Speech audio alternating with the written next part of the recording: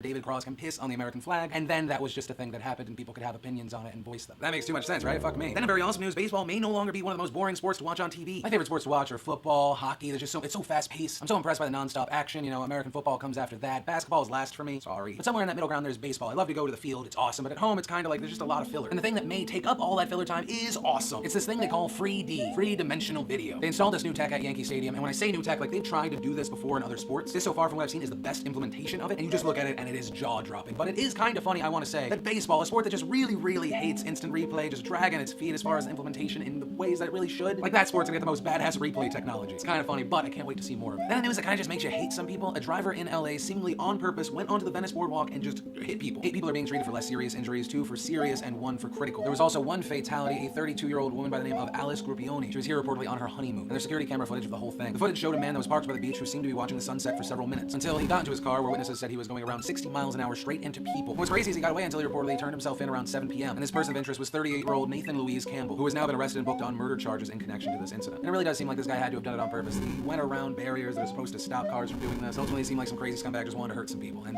with that, my thoughts are with the victims here. It's just sad, and this is besides the point here. I was looking at the video, and this is literally half a block away from my house. I used to live right there. The nation, the final thing I want to talk about today is this bombshell Reuters threw out. An article claiming that the U.S. directs agents to cover up program used to investigate Americans. That a secretive U.S. Drug Enforcement Administration unit actually funnels information from intelligence intercepts, wiretaps, informants, and a massive database of telephone records to authorities across the nation to help them launch criminal investigations of Americans. And that although these cases rarely involve matters of national security, that documents reviewed by Reuters actually directs law enforcement agents to conceal how such investigations truly begin, not only from the defense lawyers, but the prosecution and judges. And also, reportedly, the document shows that federal agents are trained on how to recreate the trail so that they can cover up how they got the information and explain how they got the information in a totally legal and okay way. A practice many people say violates a defendant's right to a fair trial. And in effect, they and their lawyer will not have an ability to contest properly. Look at the information where people this came from and, reveal bias, stakes, entrapment. Nancy Gertner, a Harvard law professor, said that she's never heard of anything like this. Adding, it's one thing to create special rules for national security. Ordinary crime is entirely different. It sounds like they're phoning up investigations. The unit of the DA that distributes this information is known as SOD, the Special Operations Division. 24 partner agencies make up the unit. That includes the FBI, the CIA, the NSA, the IRS, and Homeland Security. It was all created in 1994 to battle Latin drug cartels. But of course, there's the other side of the story. While the document specifically tells agents to not mention SOD was involved in any way, and the spokesperson for the Department of Justice who oversees the DEA declining comment, 2 senior DEA officials defended the program and said trying to recreate the investigation trail is not only legal, but a technique used almost daily. A former federal agent adding, you'd be told to only be at a certain truck stop at a certain time and look for a certain vehicle. And so we'd alert the state police to find an excuse to stop that vehicle and then have a drug dog search. After an arrest was made, the agents would say, oh, well, we stopped them with a traffic stop and not mention that they had a SOD tip. The training document reviewed by Reuters called this parallel construction. The story goes on to explain and describe several individual incidents, and it kind of just makes you wonder if it's only putting away the bad guys, are we angry? But also, if part of the process is hiding the fucking process, then it's probably not like a good / legal /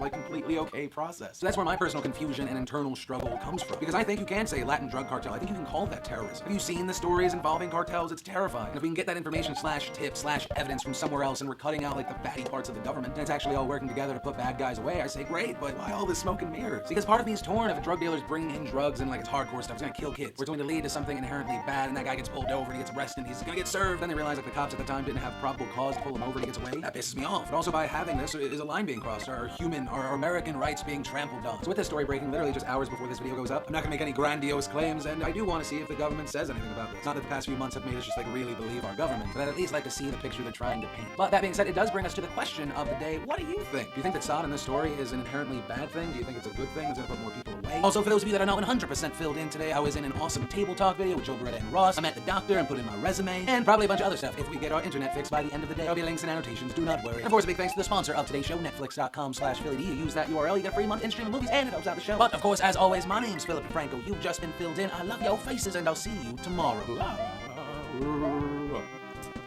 Hopefully.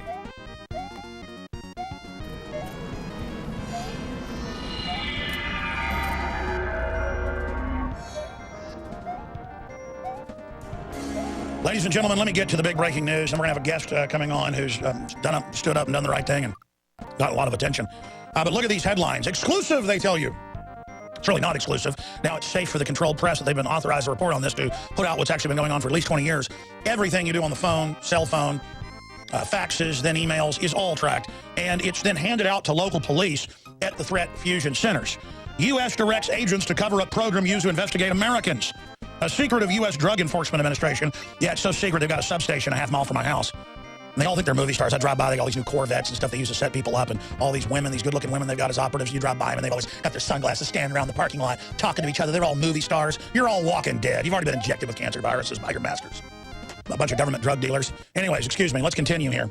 They use this, the NSA, I told you, is to control the drug trade and take down anybody who doesn't pay their cut. But it doesn't matter. You're agents with the government, and you drive Corvettes, so it's okay. A secretive U.S. Drug Enforcement Administration unit is funneling information from intelligence intercepts, wiretaps, informants. I read some article where 5,000 plus crimes were allowed to be committed just in one area by the FBI, by their informants. Oh yeah, their informants can kill whoever they want. Informants and a massive database of telephone records to authorities, not servants, they're authorities, across the nation to help them launch criminal investigations of Americans. And it goes on to admit that it's non-terror related.